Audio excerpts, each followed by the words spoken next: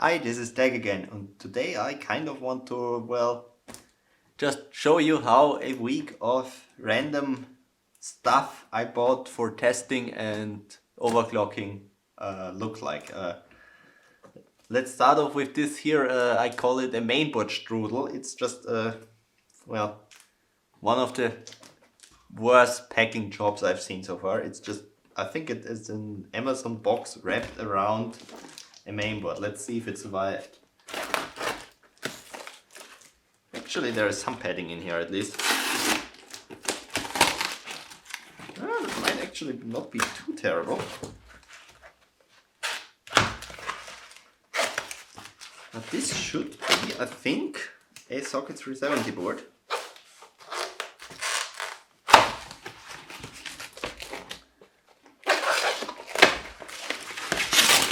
There we are.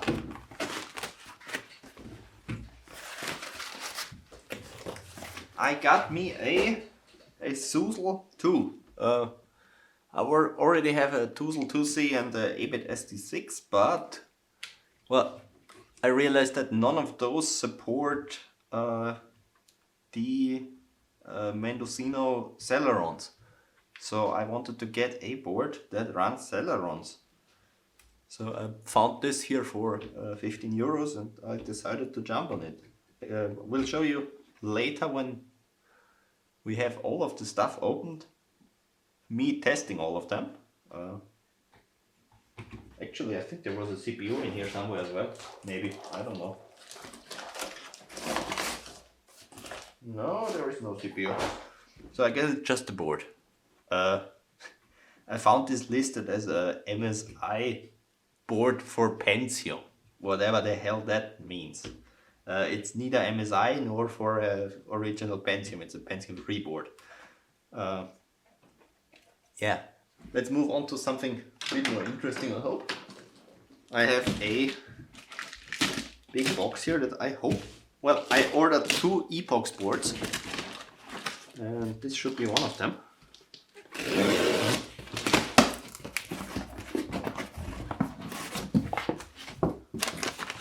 Looks epox-like.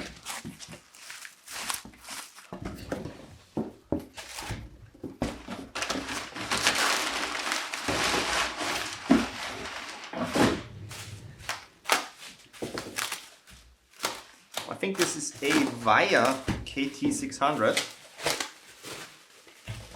Another one must be Enforce 2. Yeah, that's the Via board. Via based epox board. I ordered this one because, well, on the Via chipset you can overclock so-called super locked Athlon 64, it's Athlon XPs I mean. So something like all of the Semprons are locked, so you can't like mod them with the bridges or anything, but basically how it works, the CPUs have a mobile multiplier that is set separately, and AMD basically forgot to lock that. So you can set the mobile multiplier in OS, and also it looks like those caps are definitely bad. So I will have to replace those first. Yeah, slightly bulging out. I don't really trust them anymore. So you can basically raise the multiplier in OS on the lock chips. I got this mainly for the valid record on the Athlon XP 2500 Plus and general benching on the like Sempron 2200 and lower end Semprons like 2200, 2300, stuff like that. Main disadvantage again, it's single channel, it's epox. So also paid 15 euros for that. I think that's sort of still somewhat okay. I don't really think those boards have much value because they are, well, everyone that like collects the retro boards seems to want the Enforce 2 and this Via chipset, but yeah, it should be one of the better Via chipset boards, I hope. Also, I really wanted to test some epochs, so when I saw epochs Wire board, I had to jump on it. Because, well, this is actually my first or second, depending. The other box should also have an epochs board in it. Epochs board, and I was really curious how epochs would do for me. I really have to recap this before turning it on, I think. Otherwise, those might take off. Anyways, let's move on to the last box. That should be another epochs board. That's 2 fruit crates taped together again. Always very creative shipping methods you get here. There is also a bunch of other stuff in here, it seems. The first time we get a I/O shield. I don't need that. He also sent the GPU, I think.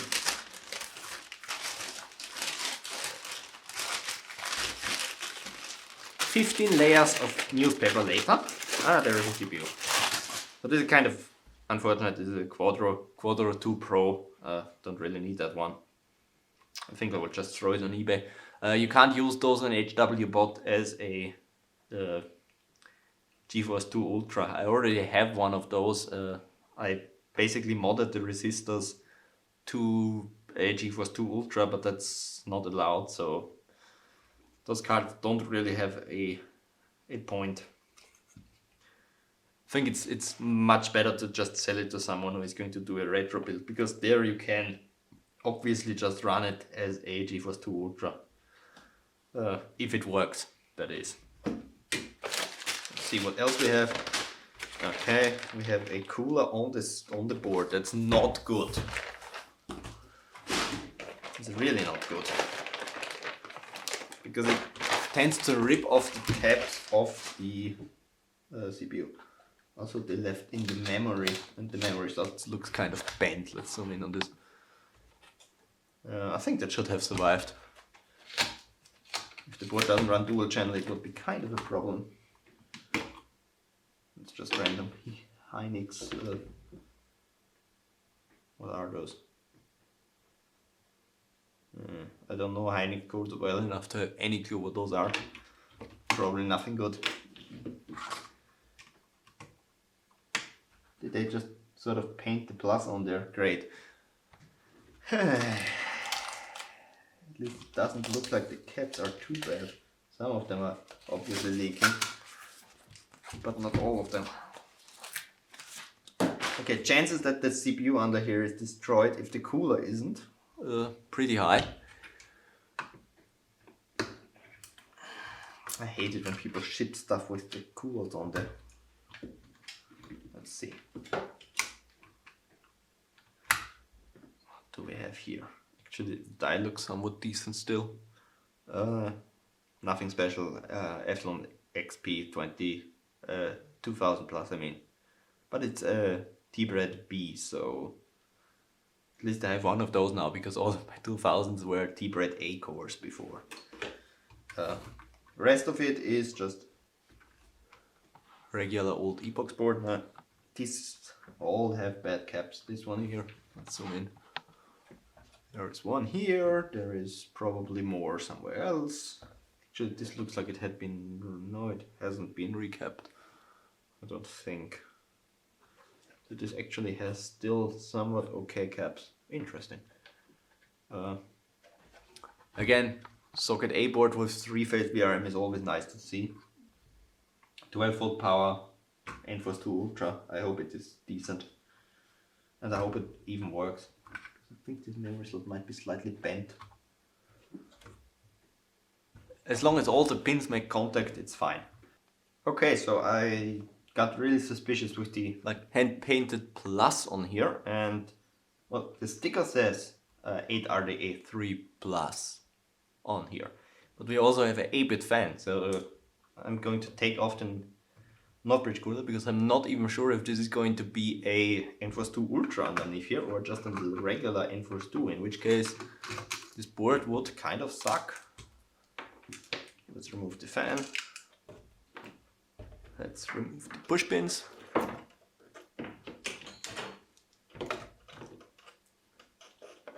probably going to have to twist this North Bridge cooler a bit. So we have to probably cut the push pins. Yeah. It's basically blocked by the push pins, I think. It's going to be chewing gum underneath there.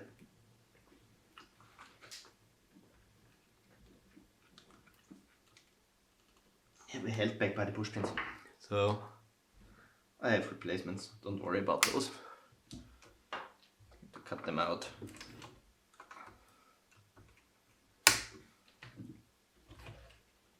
Push them through. There we are. 1, 2. The push pins are gone. Let's see if we can twist this until it comes off. Oh, there we are. Let's see. I see a Ultra on here, so that should be good. Also, it's all plastic, which is much appreciated. Okay, so let's clean off this leftover chewing gum.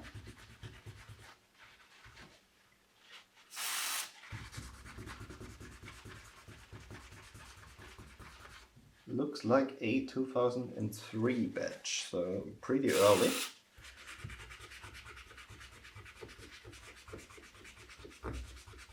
But not super early, so there is a chance that this is good.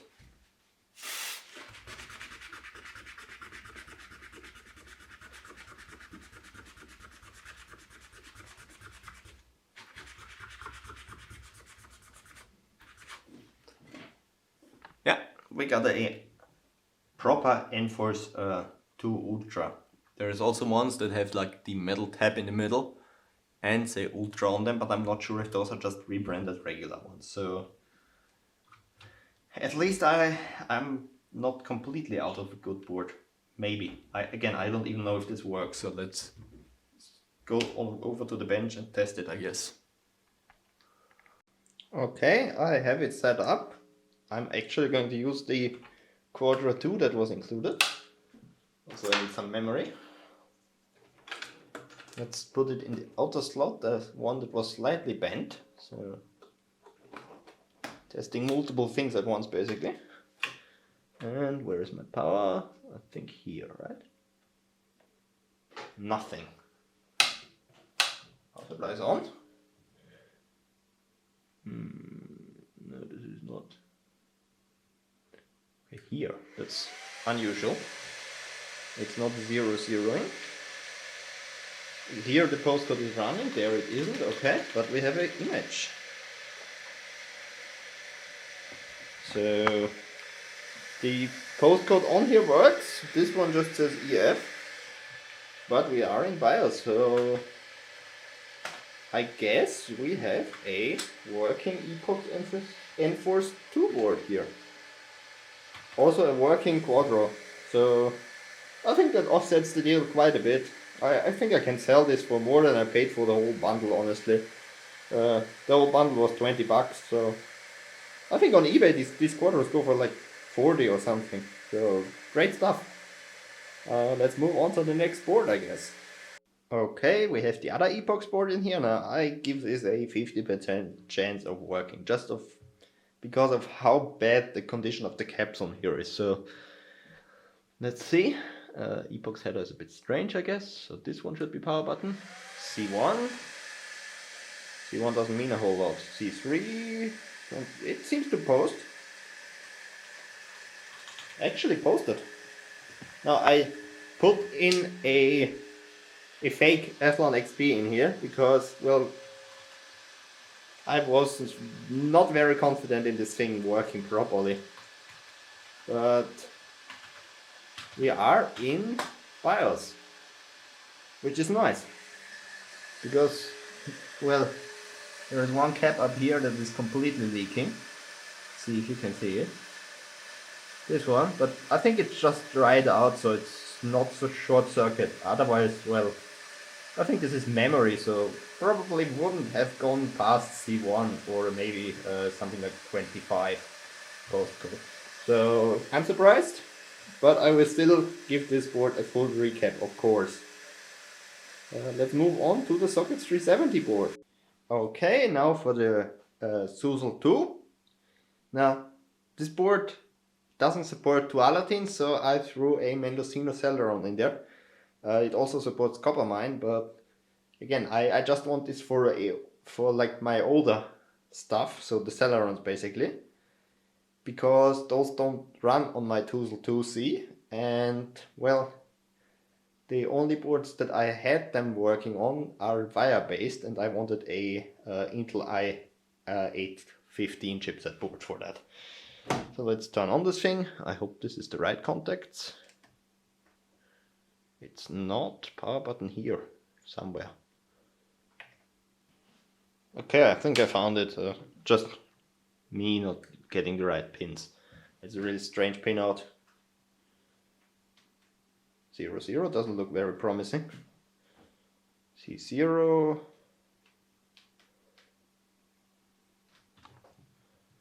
This should be reset. Huh. Still doesn't like us.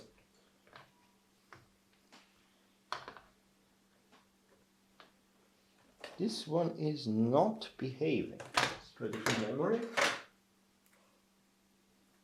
It definitely won't post. Maybe this one will. Also auto slot.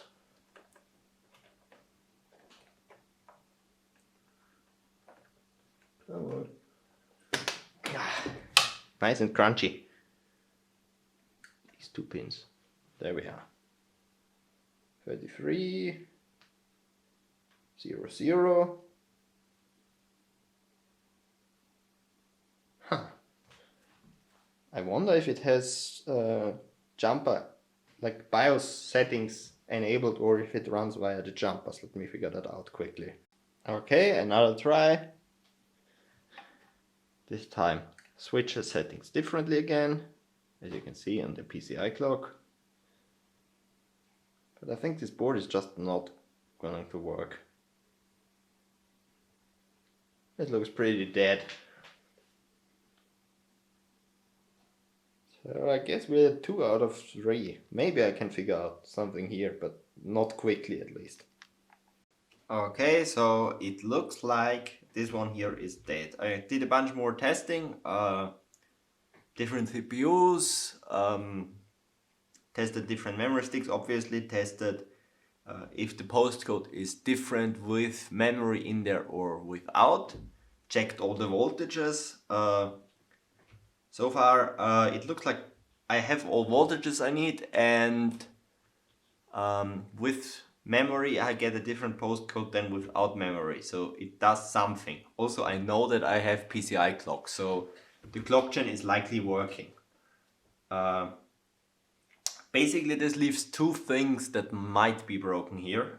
One is the chipset and the other one is just the BIOS. So I will probably try to flash a BIOS on here. Now this is a bit problematic because our BIOS chip is soldered, so I have to desolder this one and flash the BIOS with the USB flasher. This is kind of unfortunate, but still, I would say 2 out of 3 isn't too bad. Actually, I'm kind of surprised because I would have expected one of these 2 to not work more likely than the Asus board, because usually these Asus 370 boards are pretty much indestructible, but it seems like this one is dead. So yeah, maybe I will do a update on it eventually where I fix this one. If not, then you can safely assume that it stayed dead and basically I lost 20 bucks on this little gamble here. So yeah, also not worth, I bought this second hand and without any buyer protection or anything, so I'm just out 20 bucks in case this is broken, or in case I can't fix it, rather. It is definitely broken. So yeah, this week 2 working, 1 dead. Slightly less than average, I would say, but you always get broken stuff, unfortunately, when you buy old school hardware. With this, there's also a decent chance that it got damaged in shipping. You saw the package it was in. So yeah, not positive news across the board, but at least I have 2 epox boards now I can play around with. Bye.